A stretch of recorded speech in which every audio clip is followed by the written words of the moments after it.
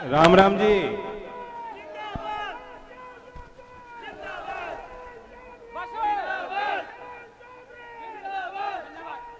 इस नौजवान को तो माइक की जरूरत नहीं। फिर मोटर फिर चालू मत करो अपना। बहुत समय से इंतजार कर रहे हो, हमसे देर हुई, माफी चाहता हूं।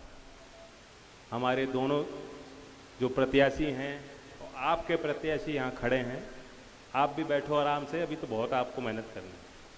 प्रत्याशी की मैं जानता हूँ कितनी दुर्गति होती। चुनाव के समय तो उसे भैंस भी दिख जा तो कह अम्मा मुझे ना बोलियो, वोट दे दियो। तो इन दोनों को तो बहुत मेहनत करनी है, पर किस्मत साथ दे रही है कि पहले चरण में इनका काम हो जाए। और दूसरी बात यह है कि किस्मत वाले यूं हैं, बिजनौर के लोगों को तो कुश्ती का दंगल के आयोजन में विशेष शौक है। कुश्ती का है कि नहीं? और जो आखिरी कुश्ती का समय हो, तो सबसे बड़ी कुश्ती, और दो ही पहलवान लड़ने वाले हैं। और पश्चिम में तो दो ही पहलवान थे ना लड़ने वाले, कोई तीसरा तो नहीं था। और जो दोनों पहलवान ने पहले ही हाथ मिला दिया कि लड़ना ही नहीं,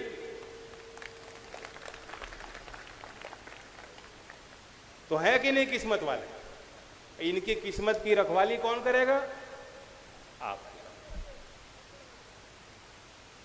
और क्यों करनी है? कारण तो बहुत है। हम एनडीए में हैं, 10 साल हम विपक्ष में रहे, और विपक्ष में जो भूमिका होती है सवाल उठाने की, विरोध करने की, लाठियां भी खानी पड़ती हैं। सरकार में जो भी ताकत हो, उनकी कोशिश होती है कि जनता में शांति बनी रहे, विरोध के स्वर ना उठे।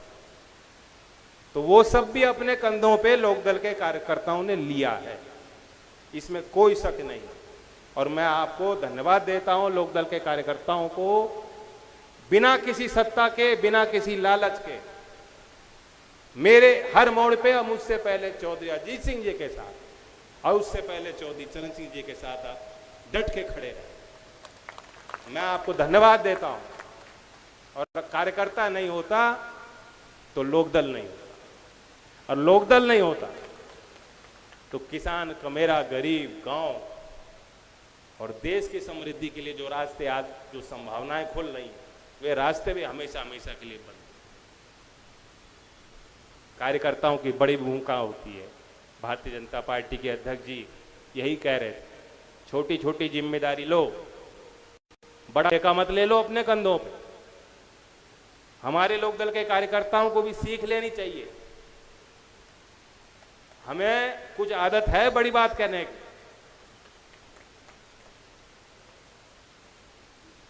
ठीक है, हुआ भी बना रहना चाहिए, थोड़ा बहुत डर भी अच्छा है, लेकिन अब काम का समय है।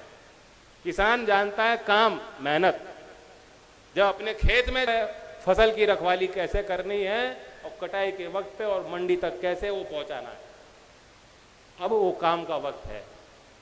तो बड़ी जिम्मेदारी, अपने से ऊपर की तस्वीर मत देखिए कि क्या होगा। जो अपने घर की बात है, परिवार की, मोहल्ले की, समाज की, क्षेत्र की, उतनी उतनी सब लोग कर लेंगे और निभा लेंगे, तो अपने आप जो तस्वीर हम बनाना चाहते हैं, बिजनौर की हो, नगीना की हो, और पार्लियामेंट की, जहां 400 पार का लक्ष्य हमने दिया है, वो तस्वीर बन जाएगी कि नहीं बन जाएगी? अनिल जी मंत्री बने हैं, मुख्यमंत्री जी के विश्वास से बने हैं, और आपके कहने पे बने हैं। और इन्होंने नारा दिया, अब की बार मैं सोच रहा था गन्ने की बात कर रहे हैं, सीट की बात कर रहे हैं। और जो आज दिल्ली के रास्ते बना दोगे चंदन के लिए, तो 400 पार का रास्ता भी बन जाएगा गन्ने का।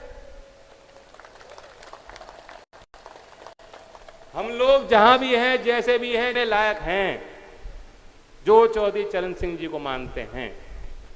हमारा यही एक सूत्रीय कार्यक्रम है, किसानों के लिए, कैसे किसानों का भला हुआ। और मुझे बहुत खुशी है, मैं जानता हूं कि आप बहुत ज्यादा प्रफुल्लित हुए होंगे, खुश हुए होंगे।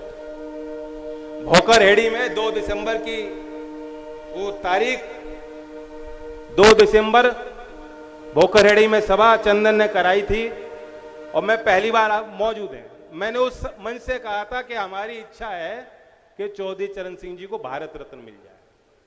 तब मुझे नहीं मालूम था और आप सबने पुरजोर उसका समर्थन किया। करने को तो इससे पहले भी सरकारें रही, वे भी कर सकती। इच्छा शक्ति होनी चाहिए। पहली बार भारत सरकार ने सोचा कि सम्मान उस नेता का होना चाहिए जिसने गांव की गलियों से उठकर और गांव के छोटे छोटे पाठशालाओं में पढ़ने वाले नौजवान और खेत में कामगार मेहनत करने वाले, उनके हौसले को बढ़ाने के लिए ऐसे नेता को हम भारत रत्न देते। पहली बार किसी सरकार ने सोचा है और ये छोटा निर्णय नहीं है, कोई छोटी बात नहीं। सिर्फ ये नहीं कि आज हो गई कल को भूल जाएंगे लोग, नहीं। संस्थागत तरीके से चौधरी चरण सिंह जी को, विचारधारा को, उनको अगर जिंदा रखना चाहते हो, और जब तक चौधरी चरण सिंह जी का नारा गांव के लोग लेंगे, नौजवान लेगा, सरकार किसी की हो, उस पे किसान का और गांव का एक दबाव, नैतिक दबाव बना रहा है। और हम और आप नाराएं लेना भूल जाएंगे तो कितना ही अच्छा मंत्री और प्रधानमंत्री और एमपी क्यों ना हो, मजाल है कि गांव में चला जाए, कोई जरूरत नहीं पड़ेगी। देश की बदलती तस्वीर में आज भी चौधरी चरण सिंह जी की विचार प्रासंगिक हैं, प्रभावशाली हैं। और मैं जानता हूं कि आप सब चाहते हो कि आज के इस युग में, आज की जो समस्या है बेरोजगारी की, भारतीय अर्थव्यवस्था की, देश के तरक्की के जो नए रास्ते, नए आयाम हमें खोलने हैं, कैसे हम वहां तक पहुंचेंगे, इन सवालों के लिए भी शोध हो तो चौधरी चरण सिंह जी की जो लिखी गई किताबें हैं, जो उनकी स्पीच थे, नीतिगत उनके निर्णय थे। मैं सवाल पूछना चाहता हूं कि आप नहीं चाहते कि आज के नए युग का नौजवान जो विश्वविद्यालयों में पढ़ रहा है, जो मेरठ चौधरी चरण सिंह विश्वविद्यालय में पढ़ रहा है, अगर वो चाहता है कि मैं पीएचडी करना चाहता हूं, मैं शोध करना चाहता हूं, मैं अनुसंधान करना चाहता हूं चौधरी चरण सिंह जी पे, अगर भारत रत्न ना मिला होता तो ऐसे नौजवानों को कोई सुविधा विश्वविद्यालय से या सरकार से या हम लोगों से नहीं मिल पाती। संस्थागत तरीके से अब मिलेगी, नए विचार उससे निकलेंगे, आज की समस्याओं के नए समाधान भी उससे निकल सकते हैं। क्योंकि चौधरी साहब एक विजनरी लीडर थे, वो छोटी सीमाओं तक नहीं उनको बांधा जा सकता। वो एक समाज के नेता नहीं थे, एक क्षेत्र के नेता नहीं थे। हम लोग जानते हैं कि किसानों के लिए उन्होंने मजबूत वकालत की, लेकिन आप लोग अनभिज्ञ नहीं हैं। आप जानते हो कि देश में जो सबसे गरीब वर्ग है, वंचित समाज के लोग, अनुसूचित जात के लोग, पहला इस देश में उदाहरण बनाया कि उस समाज के लिए आरक्षण और जमीन का मालिकाना हक जब पटवारियों को एक कार्यक्रम के तहत उन्होंने हार किया था और लेखपाल की भर्ती की थी, चौधरी चरण सिंह जी ने वो सोचा। और कितने अनेकों उदाहरण मैं दूंगा, मुझे आपको तो बताने की जरूरत नहीं। चौधरी साहब के बारे में आप जानते हैं, मैं जानता हूं आप खुश भी हो कि भारत सरकार ने निर्णय लिया। 30 तारीख को राष्ट्रपति भवन में कार्यक्रम होगा, भव्य कार्यक्रम होगा। राष्ट्रपति के जो सम्मान वो देंगे वो मैं आपकी तरफ से हासिल करूंगा, ग्रहण करूंगा, लेकिन मैं समझूंगा कि भारत रत्न का ये सम्मान मैं नहीं ले रहा, चौधरी चरण सिंह के परिवार के नाते आप ले रहे हैं। बिजनौर का, नगीना का, गांव गांव का बच्चा ले रहा है, यहां की महिलाएं ले रही हैं, यहां के किसान ले रहे हैं।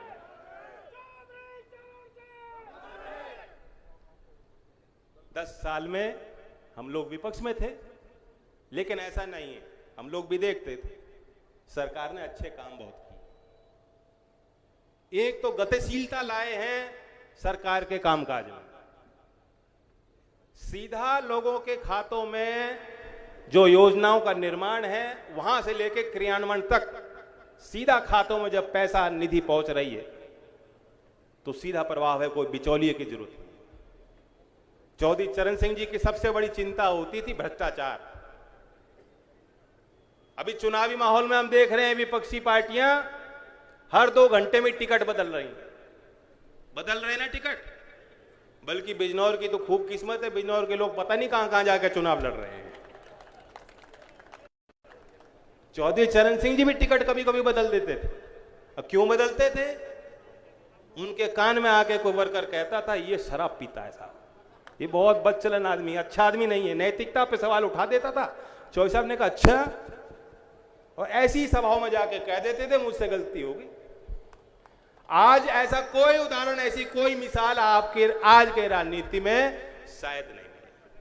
तो ये साबित करता है कि चौधरी चरण सिंह जी के मन में, हृदय में सबसे बड़ी चिंता थी कि सरकारी योजना का लाभ जमीन तक, धरातल तक पहुंचे, भ्रष्टाचार से लोगों को, आम लोगों को मुक्ति मिले। तो कैसे होगा जब आपके हाथ में मोबाइल फोन है, मोबाइल फोन से बैंक का खाता लिंक है, भारत सरकार की योजना दे रही है, घोषणा कर रही है कि हम वहां से रुपए देंगे और सीधा आपको मिल रहा है, मातृशक्ति बैठी है।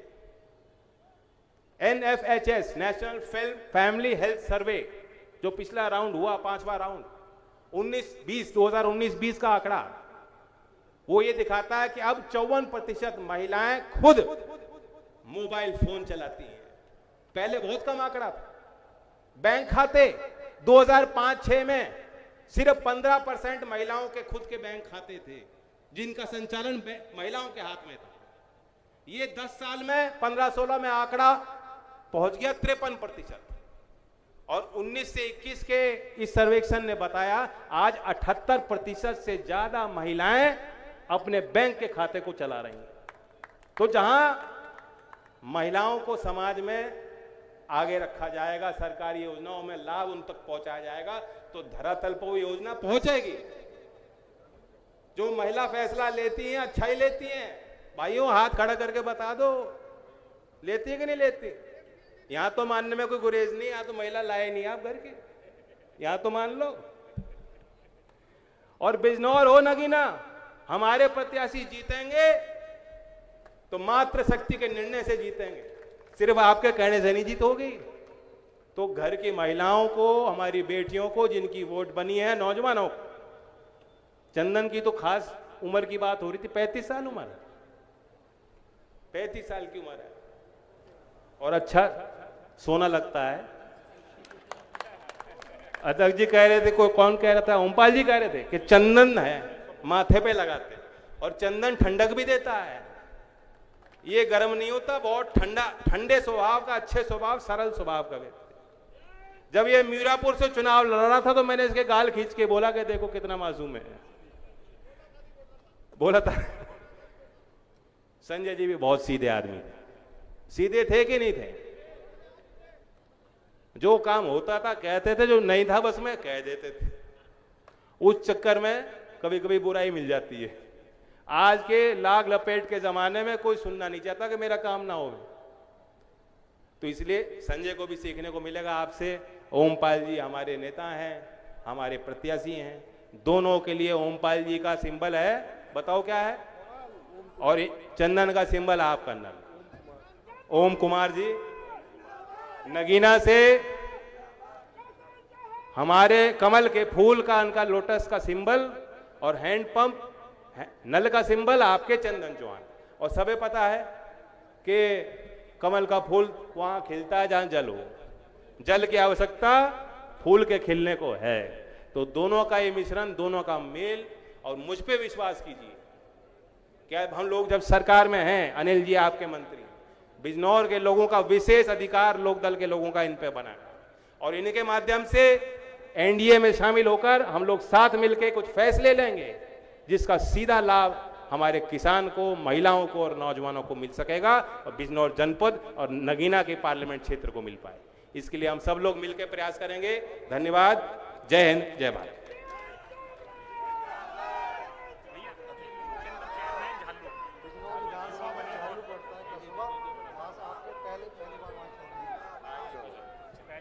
नागेंद्र जी धन्यवाद देते सबको।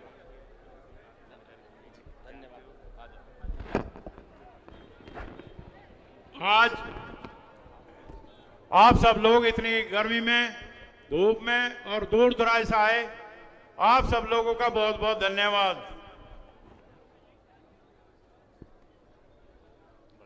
घर चलो विनोद आ जाऊंगा।